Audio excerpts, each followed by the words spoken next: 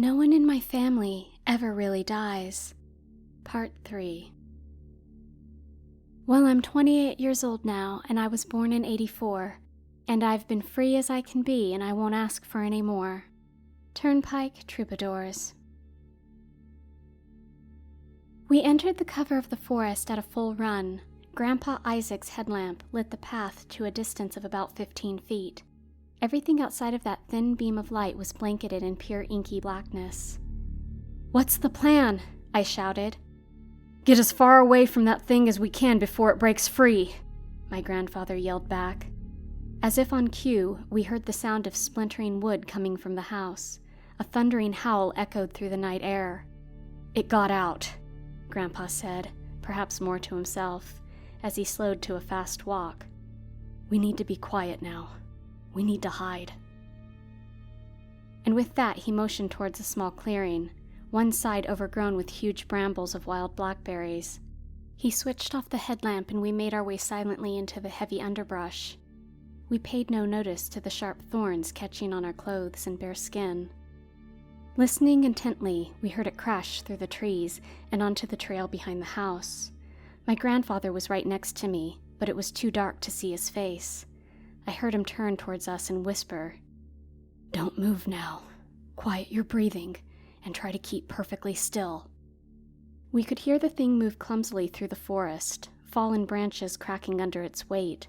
It stopped at a fork in the path, and I swear I heard it sniff the air. Then, silence. I held my breath for what seemed like an eternity, craning my neck forward to listen. Seconds ticked by, and then I felt a small current of air move across the back of my neck. A dawning dread flooded over me. Turning to warn him, I heard a startled surprise as talons sunk into both of his shoulders and Isaac was lifted straight up off the ground. He fought hard, and he must have done some damage because it dropped him from about 20 feet. He landed flush on his back, and I could see he was in a great deal of pain. By the time he was able to speak, Ewan and I were at his side. "Take the vial," he said weakly, placing it into the palm of my hand. As I closed my fingers around the small glass vial, the creature hit me full force in the chest, and I was thrown back onto the forest floor. It stood staring intently at me, and then it screamed. The sound was so loud that it shook the ground around us. Bits of leaves and branches flew past my head, and I felt as though I was in the eye of a hurricane. It looked to be over 8 feet tall with huge leathery wings and the face of something out of a nightmare. Then it screamed again and turned back to my grandfather. Picking him up by the throat, it pulled him close until its face was only inches away from his. Their eyes locked, and with what appeared to be anticipation, a kind of savoring, the creature opened its maw and slowly inhaled the life force of my grandfather. His cheerful blue eyes dimmed. His skin became pale and turned an ashen gray. I watched helplessly as Grandpa Isaac began to disintegrate in front of my eyes, starting with the tips of his fingers, then moving up his arms and legs until there was nothing but a small heap of ashes on the ground. The creature took great pleasure in using its talons to mix the ash with dirt. Scratching wildly, it scattered the remains in all directions. The sound of Ewan softly crying forced me back into reality. Struggling to stand, I could feel the cool glass vial still clutched in my right hand. Ewan ran to me, locking his arms around my waist. I gently unwrapped them. "We don't have much time, bud." Kneeling down, I uncapped the vial and tipped it to my finger. Nothing. Desperately holding the bottle upside down, I felt one single drop of liquid touch my skin. Trying to remember what my grandmother had written over the doors and windows, I traced the symbols and letters onto Ewan's forehead.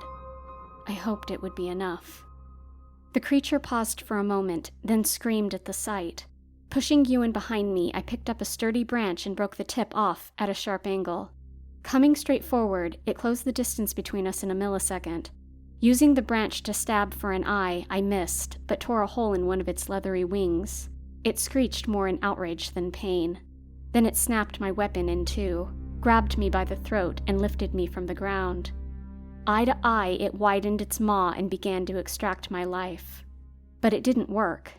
Surprised, then enraged, it raised one razor-sharp talon and tore deep into my chest.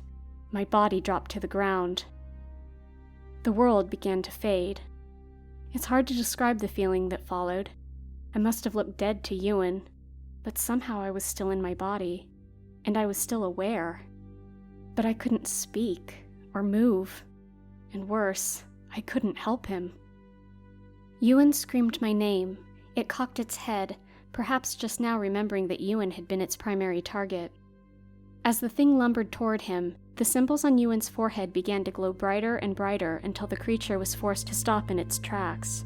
They seemed to create some type of barrier now that even it couldn't cross.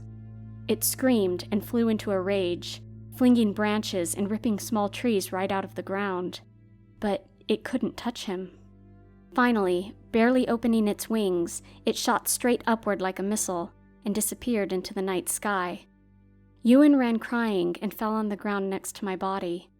I couldn't comfort him, and I was filled with an overwhelming sense of sadness. Eventually, exhaustion overtook him and he fell asleep, tightly grasping my hand. As dawn broke, he was startled awake by the sound of someone calling his name. It was Great-Grandma Hester, and Ewan ran to her crying. "Grandpa Isaac and Stephen are dead.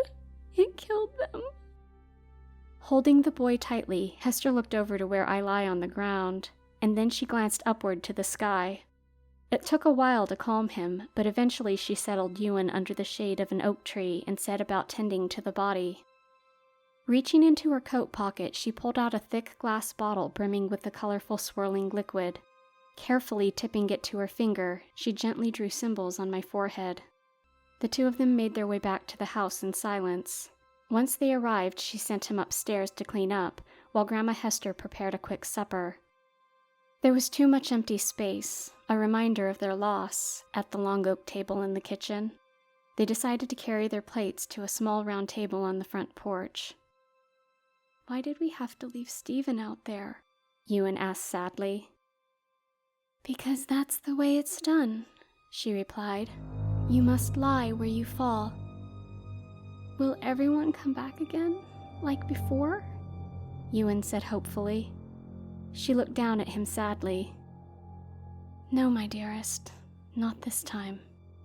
Grandma forced a smile. "There is more I will tell you now. For this next part, you must be very brave."